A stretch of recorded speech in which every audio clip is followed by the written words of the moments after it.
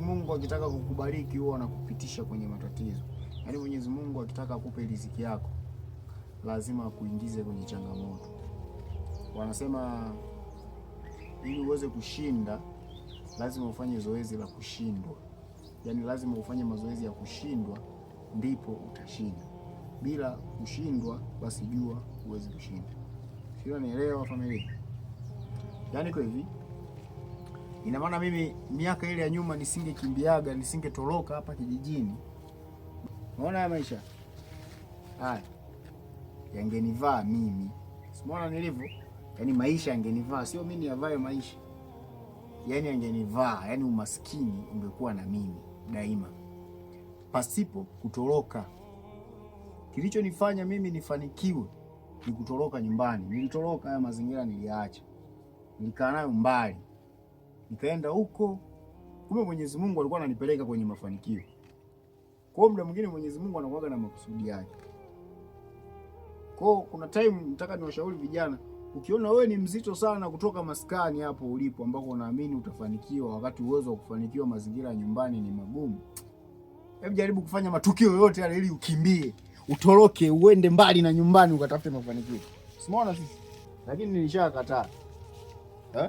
Hapo isha mimi nilishakataa kabisa. Baada ya kutoroka, lakini yani nilipotoroka, nilipoenda kukaa huko miaka 10 sijui nilikaa miaka mingapi. Miaka mingapi? Ajui. Sijui ni miaka mingapi. Kama sio 10.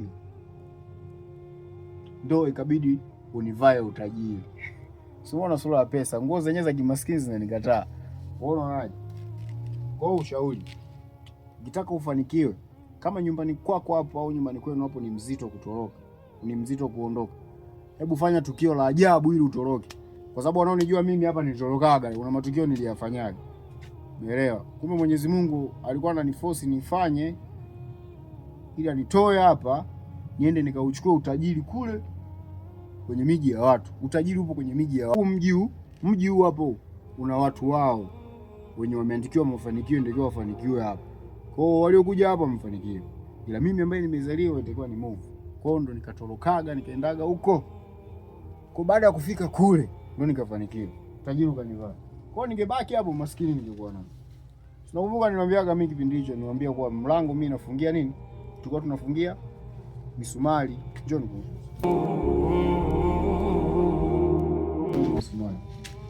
Simona milango. Misumari au hiki tulikuwa tunatumia sana hiki.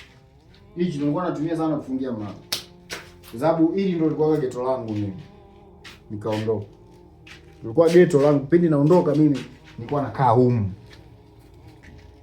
Ikabidi nitoroke nikatafuta maisha. Ndio nikatoroka mzee.